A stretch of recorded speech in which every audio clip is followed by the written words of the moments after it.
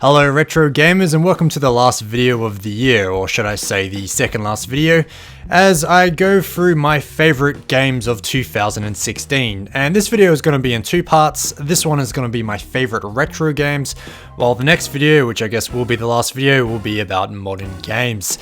Anyway, I'm glad I'm actually doing this within 2016 this year, because I released my favorite games of 2015 last year and did that about a week after the year had ended. So I'm a bit more organized this year.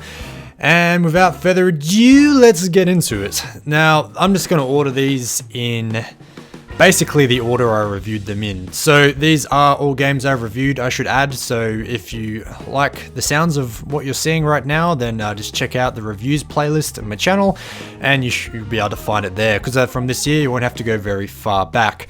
First game is the video where I reviewed Time Crisis, but also reviewed the GunCon light gun in the same video.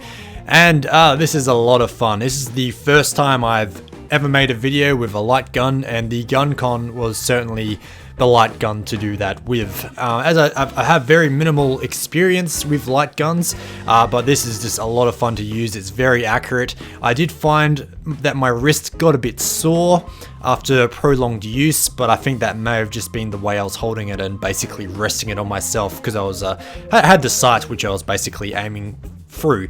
And the actual game itself is definitely a lot of fun. It's purely an arcade shooter. It has a stupid over-the-top storylines with corny music, corny characters, and then it's just unrealistic violence the whole way through. It's a lot of fun. So if you're into light gun games at all, and also the light guns themselves, I could highly recommend the game Time Crisis. This is the original on PlayStation 1, by the way, I forgot to mention that. And also the GunCon light gun, which is also only compatible with PlayStation 1. Actually, it was compatible with a few PlayStation 2 games, but if you want to know more information about that, then check out the review, which I did release. It was actually my first review of this year, actually. Next up, we have Splinter Pandora Tomorrow, which is probably the most recently released game on this list, but then again, it still is 12 or 13 years old. Anyway, if you're not familiar with Splinter Cell, and I'd be a bit surprised if you're not, it's basically it's a stealth game, but it's one of the best stealth games out there. And I know a lot of people don't like stealth games, but if you're like me and do love stealth games and you love like espionage and being a spy, Splinter Cell is definitely at the top of the list. It's very fun to crawl around in the shadows of these amazing looking environments. Like seriously, the graphics are really good, and you just use all sorts of gizmos and whatnot to basically finish your objectives. You won't pass this game if you go running through guns a-blazing like it's the latest Call of Duty. This game needs to be played like a stealth game. It's very important that you do so, otherwise you just won't enjoy this game. And like I said, I understand that people don't like stealth games, that's their decision, but if you do, Splinter Cell, definitely worth a play. There were some negatives, the biggest being the checkpoints, or the lack thereof. The levels are huge and the checkpoint system is just frankly terrible. On the PC you can save whenever you want, and I'm of the opinion that that's how it should be for stealth games, because a lot of trial and error can go into it, and just not being able to save whenever I can was just a huge blow to basically looking forward to playing it every day. But yeah, second on the list, Splinter Cell, Pandora Tomorrow. Next up, we have Carmageddon on the PC, and sadly this was the only PC game that I reviewed the whole year. But I plan to do a lot more PC games in the coming year. My PC collection has just exploded, basically since I decided to start collecting for it. Yeah, that was even that was 3 years ago now, Christ. Anyway, expect more PC games.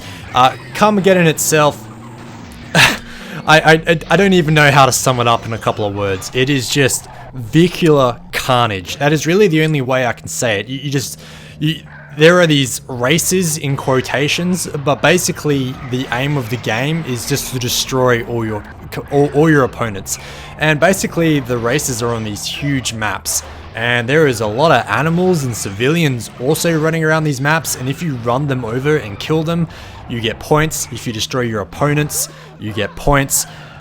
You can now I'm tripping over my words right now, because this is not only is this one of my favorite games I played this year, it is also one of the most violent games that I played this year. You can win the race either by actually winning the race, but there is a timer, and the timer runs out unless you score points, and you score that points by basically killing people. So you can either do the race traditionally, which I do not recommend. What I do recommend is one of the other options, which is basically destroying all of your other opponents. So you'll gather enough points in the process of doing this that you won't have to worry about the time limit running out, and you can destroy all the opponents, and that's how you win the race. You can also win the race by killing all the civilians in the map, but there's generally hundreds of civilians running around, so this isn't really the best strategy. So yeah, there's plenty of different power-ups, plenty of different ways to kill, lots of upgrades for the cars. They go faster, they can take more damage, etc, etc, and basically you start on a rating of 99, and the idea is to be number 1. So there is a lot more to this game. I highly recommend checking out the review of that. You can either find that in the reviews playlist or the Retro Game on PC playlist. But yeah, Carmageddon on PC. Could not recommend it enough. Okay, and the final retro game on top retro game of 2016 is, drum roll. Man, that was really lame. I am so sorry, but the answer is Grand Theft Auto for the PlayStation 1. Congratulations! Woo! But really, it's really only the last game in this video because it is the most recently reviewed game. I actually only released the video for this maybe a week ago, I think. I don't know, I have no concept of time. But anyway, Retro Game On doesn't really need much of an introduction, at least I would hope not. It is Grand Theft Auto. You run around a city, you steal a car, you run over people, you shoot people, you do missions for crime bosses where you run over people and you shoot people and you get different guns, and the carnage is just really unrealistic, and the cops let you go. All they do is take your weapons even if you've murdered 50 people. It is Grand Theft Auto. There really isn't much else to say. I reviewed the original Grand Theft Auto on PlayStation. It was the first released, and the gameplay is very much the same even to modern releases, even Grand Theft Auto 5. The visual differences are quite apparent, obviously. It's from a top-down perspective. It actually uses 2.5D, more of an isometric perspective actually, but anyway. The actual gameplay itself is the same, except for the fact that it is more arcade-based. So basically you're thrown into one of the cities, and this could be Los Santos or Vice City or Liberty City, which are very familiar even in the modern games. And basically you have to score a certain amount of points before you can pass. So that is probably the major difference from the newer games. Obviously the biggest sucky part about it is that you can't save within those levels, so you must score those amount of points in one sitting. So that can be a bit strenuous, but you know what, that's okay. This is where Grand Theft Auto begun.